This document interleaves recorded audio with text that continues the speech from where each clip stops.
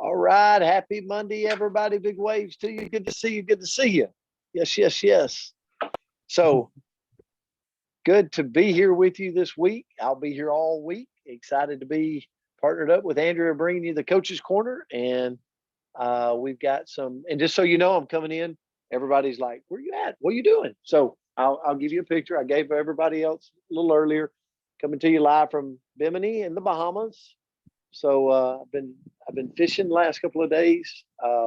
Been really good, but I'm glad to be back with you guys this morning. So the word for today is brought to you by Ronnie. Thank you, Ronnie, for the word out of Mississippi.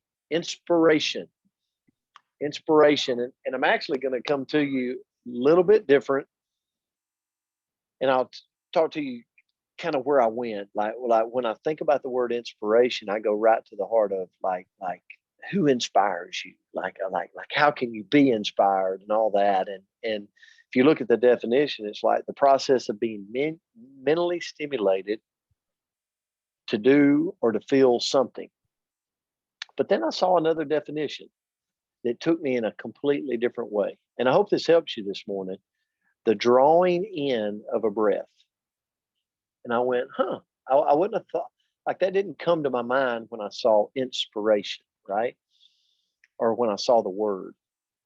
And then I thought about it a little bit and I thought, I want to look into this breathing, the drawing in of a breath. How many of you take for granted, I know I do, the power of a breath?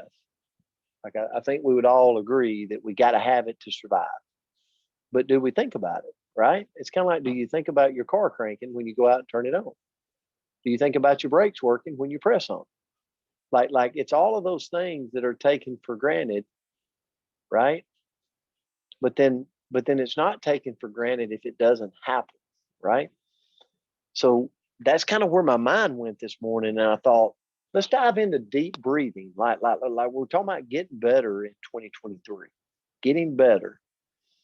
So if you look at deep breathing, it boosts stamina, it reduces stress and anxiety, and it can really truly help you become unstoppable. So I started looking into how successful people, how people that thrive, how people that run multiple companies, how do they look at breathing? And it was pretty interesting in the facts that I found.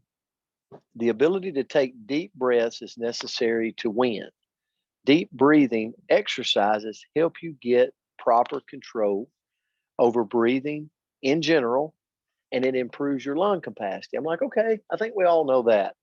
But what I found interesting was that people that are out there, that we talk about thriving, people out there getting after it in the world, they take time each day. Most of them, it said, takes about 5 minutes a day, preferably in the morning, to just think about breathing.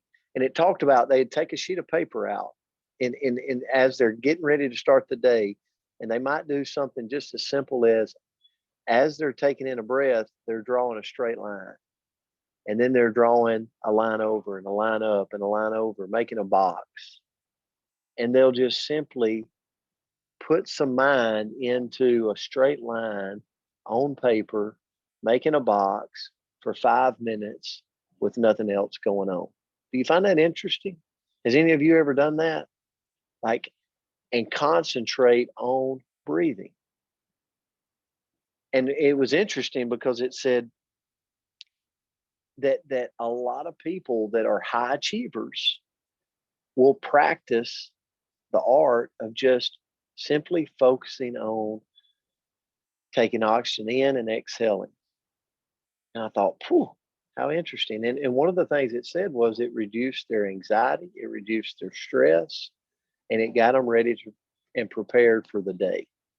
And I thought, okay, I need to try that. So that was just a tip that I got from looking into the word inspiration, Ronnie. So thank you for that. And I'm going to leave you with this quote I come across. It said, breathe in deeply to bring your mind home to your body. Think about that. To bring your mind home to your body. And I thought, man, they're taking these motions of just a pen stroke or a pencil stroke and they're tying their mind and their body motion together, So if you don't do it, try it, see how it fits you, see if it works for you. But I know I'm going to. So, Andrea, that was my thought on inspiration today.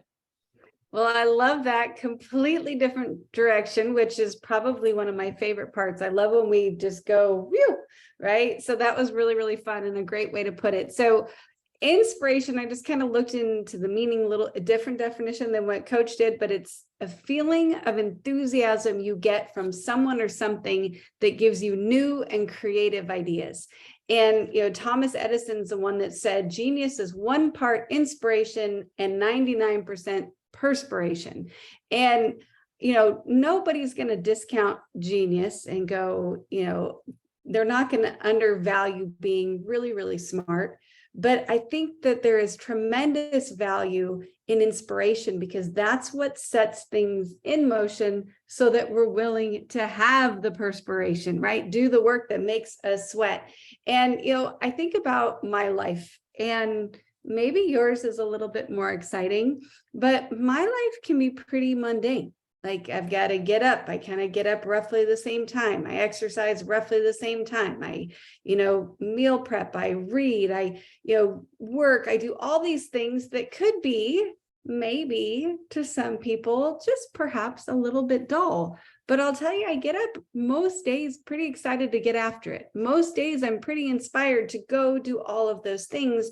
And that's purely from not the activities. Like, I don't think anybody's super excited for, to grind their coffee in the morning, maybe because they want the coffee, but whatever you get, like, nobody's excited most likely to fold their laundry. They're like, yeah, this is what I get to do today. But when you have the inspiration behind it, and it brings motivation and spice to what you're actually doing, so that we can keep on trucking, we can rise above, we can be creative, we can move closer to our goals, and we can actually thrive. So how do we find it? Like, when we're going through our life and it's not super thrilling and we're like, I'm not really inspired, how do we find it? And I'm going to say the first step is to just make a move, whatever it may be. When we sit back and I look around, I'm waiting to be inspired. Well, I could be waiting a really long time, feeling stuck, feeling not super inspired is kind of normal, but we're not going to change it unless we change something. So just make a move. And I keep thinking about Ashley last night. So if you guys were on our call, we did a call last night. Ashley Paulson was our guest. She did an amazing job. And she talked about her inspiration was almost a negative one, where she was asked a question and she wasn't able to answer yes. And so sometimes our inspiration comes from outside, and then we just take action in order to bring it to light. So she took that, she's created some, a plan to do these blocks of income producing activity, and she's rocking and rolling, and she's very inspired, and she is thriving. So I just keep thinking about that. The next thing is to stay in learning mode. Sometimes we can get really good at something. Like, anybody on here think you're just really great at something? I don't care what it is, anything, you just are good at something. And we can stop learning in that area. And that's okay. But where we run into trouble is when we kind of decide there's not a lot left for me to learn overall. And that can put us in this closed-minded mindset, and nothing really inspires us there. So if you can stay in that learning mode. What can I learn today? I know that there are a million things that I can learn today. So what can I learn today? Maybe at work, maybe in my health, maybe in relationships, doesn't really matter, but just find something to learn today. Always be looking for that opportunity. Next is expand your social network.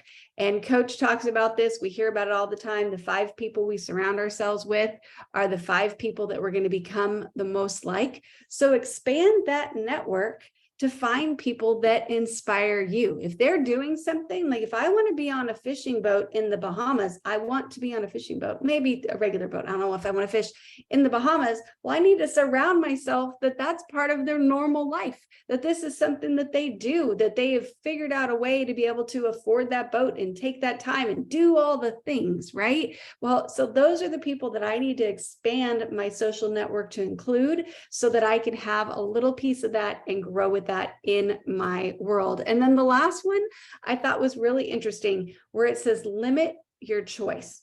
And sometimes we actually can shrink our inspiration by giving ourselves too many options. So if you think about your family and it's time to go to dinner, where do you want to go eat? And everybody just kind of sits there and goes, I don't know, I don't know, I don't know, because there's just too many options and nothing really excites them. But if you go to somebody and you say, okay, would you like, well, I can only think of two unhealthy things, but we'll just say, do you want pizza or do you want tacos?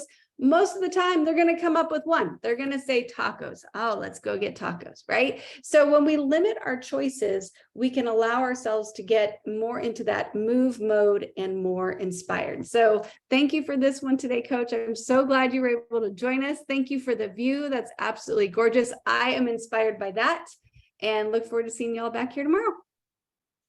Thank you so much. And Ronnie, appreciate the word right there. Guys, we love you. We appreciate you. See you back tomorrow. Have a great Monday. Bye, guys. Love you guys. Have a great day. God bless you. Thank you. Thank you. Thank you. Have a wonderful Thank you. day.